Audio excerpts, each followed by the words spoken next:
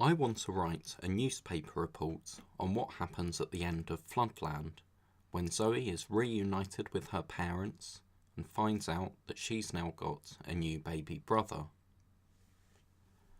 So to start with, I need to think of a title for my newspaper. Now I know that Zoe's parents, Rob and Kathy, live in a town called New Home. So let's call our paper New Home News.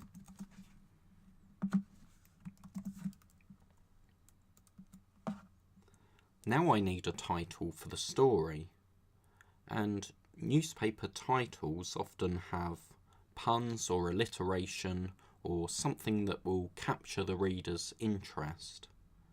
So I know that Zoe's parents are proud of her, so I can start my title with alliteration, proud parents, and I need to say what's happened. So proud parents are happy to have their daughter back home. Or let's make it even stronger than happy. Let's have proud parents delighted to have daughter back. Now you might think I've not used the correct grammar there, because you might think it should be proud parents are delighted to have their daughter back, but often newspaper titles miss out little words like that and just give us an overall picture of what's happened. So now I've written my story heading, I need a subheading. And the subheading needs to summarise in just one sentence what's happened. So Zoe Black travelled all the way from Norwich to find her mum and dad.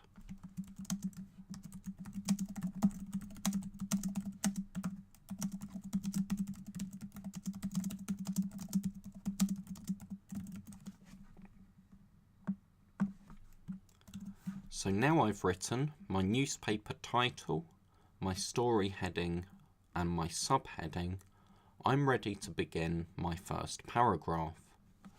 And the introductory paragraph to a newspaper report has to summarise what's happened.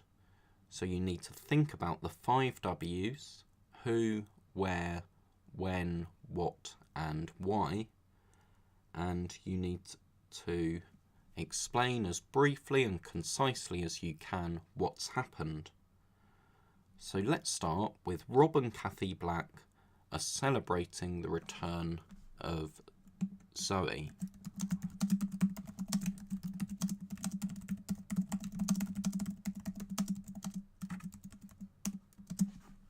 Now, readers of the newspaper won't know who Zoe is, so let's have celebrating the return of their daughter, who is called Zoe. Now, actually, I don't think we need the relative pronoun here. I think we could have just stuck with celebrating the return of their daughter, Zoe, because that makes it clear that Zoe's the name of their daughter. So, Zoe arrived at their home, and let's say we need to say when as well. So she arrived at their home yesterday with Munchkin, and I think that's important that he travelled with her. But again, newspapers readers won't know who Munchkin is, so let's have with Munchkin, who is a friend she had made on her journey.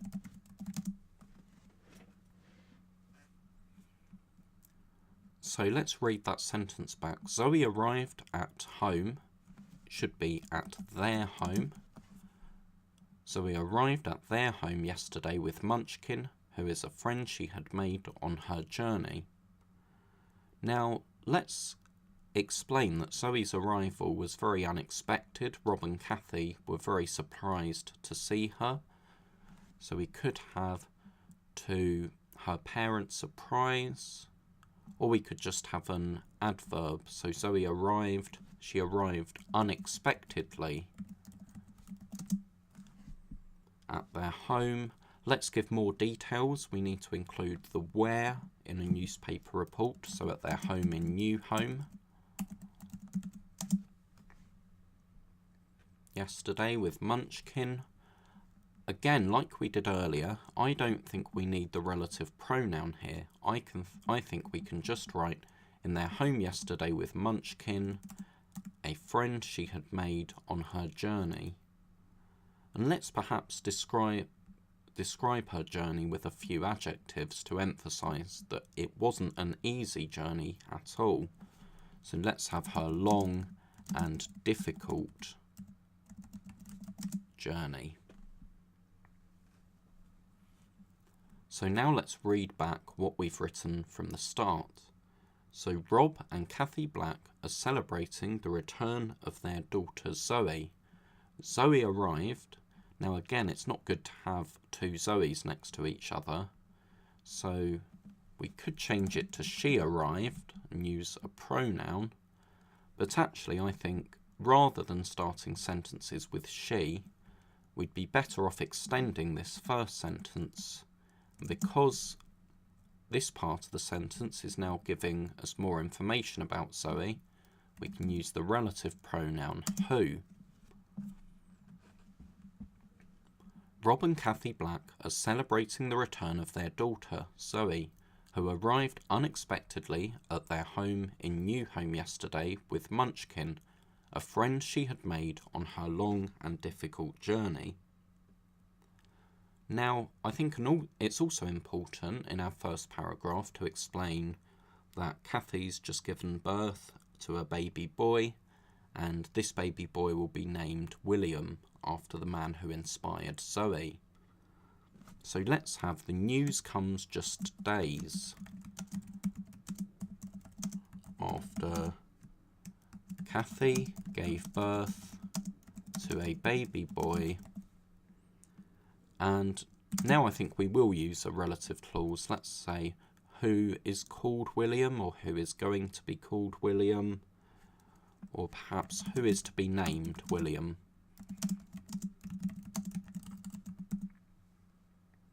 And let's explain why he's going to be named William, because I think that's important as well. Named William after the man who inspired Zoe not to give up hope of finding her parents.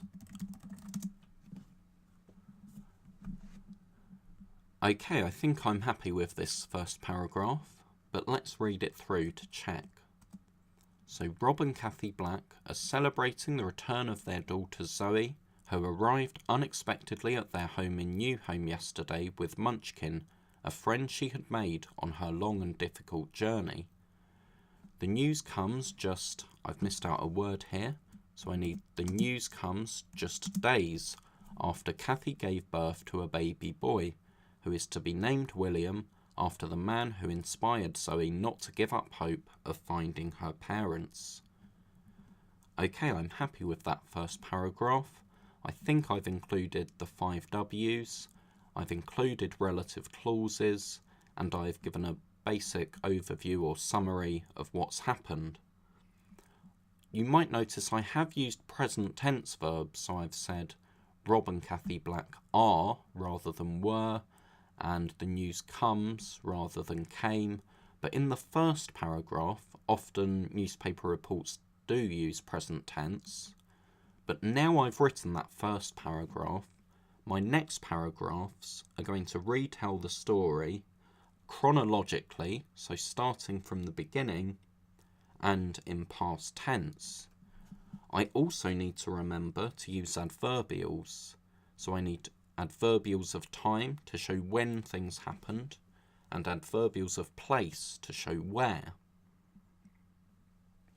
So if we think back to the start of Floodland, the first thing that happened was Zoe's parents leaving her in Norwich. And we need to also think, when might this have happened? The story isn't completely clear, but we can guess that it's probably almost a year ago. So let's start with that. Rob and Kathy had not seen Zoe for almost a year.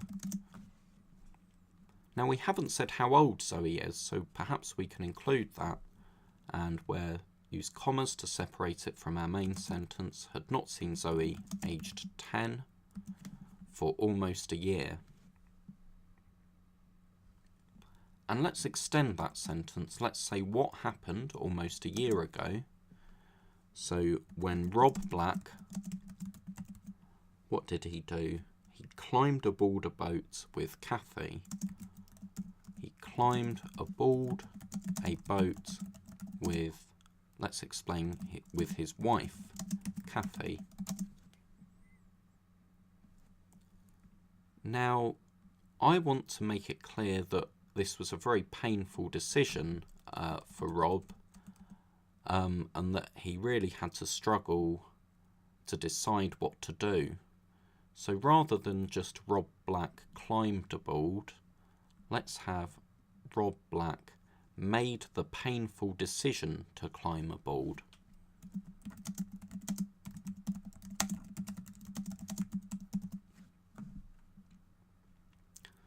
To climb aboard a boat with his wife. Let's explain that his wife was not well, because that's partly why he made the decision. So let's have his unwell wife, Kathy. Now we'll have their daughter was left behind in Norwich. Or let's have on Norwich, because Norwich is an island now, of course. Their daughter was left behind on Norwich, and we need to extend this sentence, because if we just leave it there, it's not a very interesting sentence. So let's add some description of Norwich. We could say which is or which was, but I don't think we need the relative clause here. I think we can, or rather we don't need the relative pronoun. We can just describe Norwich. We know that Norwich is small, it's shrinking, it's being flooded more and more, and there's not much food left. So what could we write? Let's describe it as a tiny, shrinking island with not much food left. How can we improve that? How about with little remaining food? Okay, so let's read this paragraph back.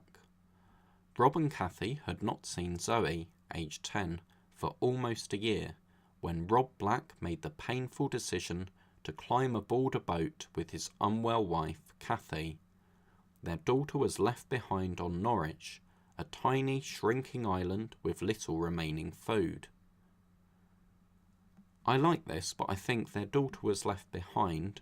We could extend the sentence we've already written and change it to an ing clause.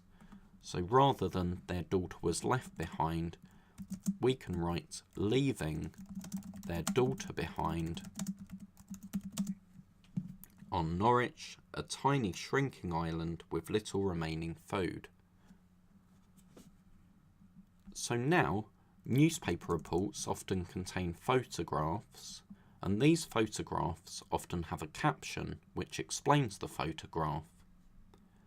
So I can imagine this newspaper report might have a photo of Zoe Munchkin, Zoe's parents, and baby William. And I really like the last part of Floodland, where it says that they were now a family of 5. So I'm going to write now a family of 5. You'll have to imagine there's a photograph above of the 5 of them, and that's a description, but now I'm going to use a colon and give more detail afterwards. So now a family of 5, and let's explain who is in the photograph. So it's Zoe with Munchkin, her parents, and her new baby brother, William. So now a family of 5, Zoe with Munchkin, her, perhaps let's describe how her parents are feeling, her relieved parents, and her new baby brother, William.